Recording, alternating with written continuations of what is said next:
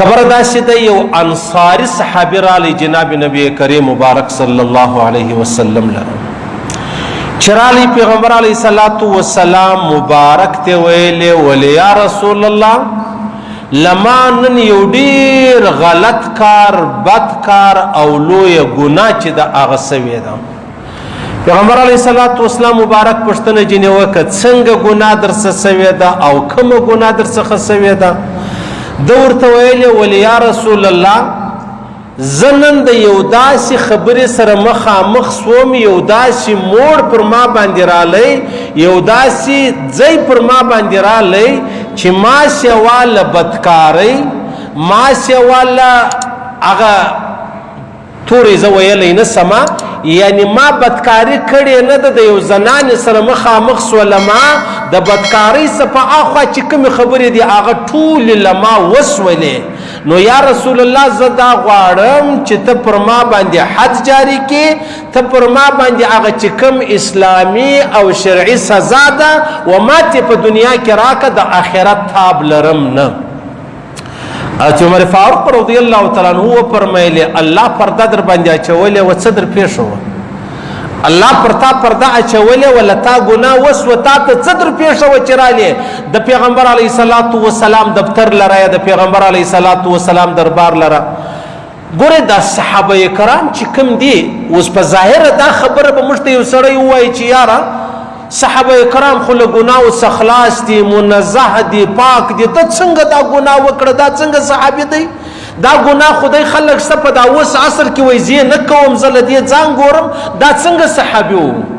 ګوره د شیطانت او د منافقت دماغ دا دی چې زما وستا فکر د صحابي و دې خبرې ته ځي چې د ګناه وکړله و دې خبرې ته نه ځي چې د ده څه ګناه وسوله بیا د خپل ژوند ټول قربان کوي د خپل عزت ته ټول قربان کوي رالی د پیغمبر علیه الصلاۃ والسلام په دربار کې قصه وکول یا رسول الله لما دا خطا سوی ده دا ګناه سوی ده غلطي راڅخه سوی ده پر ما باندې حد جاری کا چې منافق سړی هغه به دا وایي چې صحابي ګناه وکړه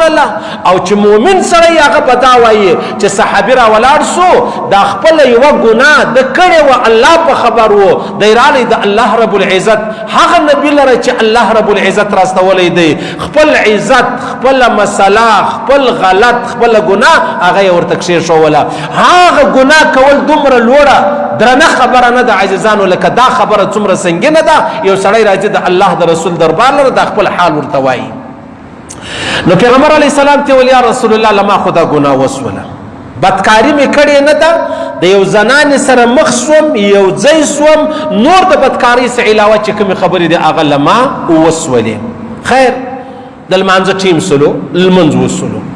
چې لمونځ وسو دا سړی پیغمبر علیه الصلاۃ والسلام مبارک بار بار په دې کې فکر وسوچ و د لمانځه بعد یې غږ وکړ ولا هغه ځوان څه صحابه فرمایي عرض وکړي چې یا رسول الله هغه خو لاړې د باندې ووتی ورغه ورپسې وکړي چې غږ ور وکړي هغه راوغوښتي بیا رالی د پیغمبر علیه السلام دربار لره ول تا څه ویل ول ما دا ویل یا رسول الله لما داسې ګناه وسوه خطا وسوه راغلی یم د الله له جانبه چې کومه سزا ده کومه جزا ده کومه بدله ده کوم یو مطلب یو حد هغه راباندې جاري که زه دې له راغلی وم پیغمبر علیه الصلاۃ والسلام مبارک ورته وفرمیل تا زموږ سره اوس لمونځ وکړئ یا ماپښین یا مازدیګر ول وو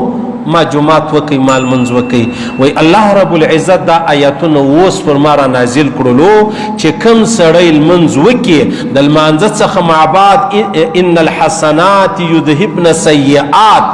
دا نیکی چې کومه ده دا ګناه میټاوي دا ګناه چې داغه ختموي تاسو ما سره لمونځ وکي په هغه لمانځه سره ستا هغه ګناه چې داغه الله در معاف کړله چې کومه ګناه له تاسو ویوله وس حضرت معاذ رضی الله تعالی عنہ د پیغمبر علیه السلام څخه پوښتنه وکړه ول یا رسول الله دا خبره چې دا د دسه ګناه وسوله بیا را لمنځه وکي نو بیا د لمانځه بعد د دا ګناه معاف شو دا د خصوصیت دی دا یوازې د لپاره دا حکم دی یوازې د لپاره دا آیات را نازل سلو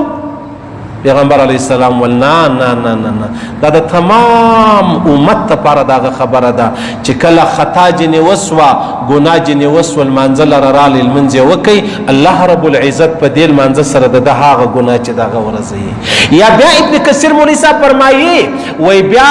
دې سړي په خپله پوښتنه وکړه د پیغمبر علیه السلام څخه چې یا رسول الله دا خبره چې دا کومه پیښه سوه دا کوم چې د الله له جانبه آیاتونه رالو د الله له جانبه اعلان رالی دا یوازې زما د پاره دی که د غیر د پاره هم دی. حضرت عمر فاروق رضی الله تعالی عنه داسې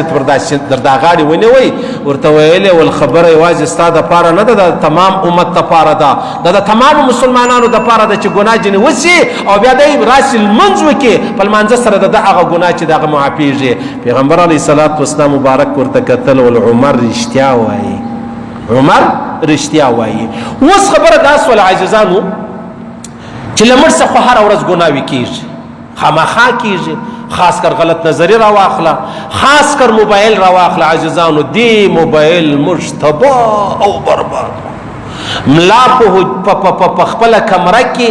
طالب په خپله وجره کې مجاهد په خپل سنگر کې دعوت والا په سیروزه او په چله او په څلور میاشتې کې مرکز والا په مرکز کې او دا هغه رقم مطلب یو خلیفه او پیر و مرشد و مرید دا په خانقاه کې دی موبایل مشتبه او برباد کړلو. دا خبره به راسره تسلیموئ په خپل ژوند کې پرې هیڅ شي باندې دومره افسوس نه راته درېږي لکه پر دغه موبایل باندې. الحمدلله فیسبوک والله که لرم ټیک ټاک والله که لرم هغه یوټیوب کې کله کله چې څوک هغه په واتساپ کې شی راواستي هغه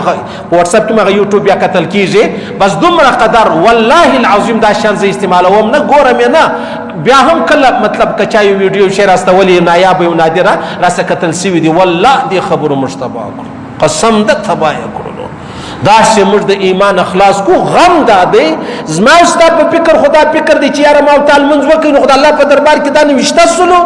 دې موبایل زما او ستا هغه ټولې نیکۍ راضایع کړي دي. پیغمبر علیه الصلاة والسلام مبارک فرمایي د قیامت په ورځ به یو سړی د الله په دربار کې حاضر شي دومره نیکۍ به یې کړي لکه د تهامې غر دومره نیکۍ به یې کړي لکه غر خو ده ته به یوازې ذره د نیکۍ په درد ونه خوري په ښه به ورنسي. صحابو پوښتنه وکړه ول یا رسول الله نو ولي خو دومره نیکۍ لري د الله رسول فرمایي دا هغه سړی دی چې په ظاهره باندې خو د نیکۍ کولې املا دی بیان کوي تبلیغي دی هغه دعوت چلوي پیر و مرشد دی هغه وچاته د نیکۍ لاره چې د هغه ورښایي ذکر و فکر ورښایي مجاهد چې دی هغه جهاد کوي حج عمرې والا چې دی هغه طوافونه کوي خو هلته چې به دی کله پټ کښېنستی بیا د غلط شان کتل پوهېږئ په دې خبره باندې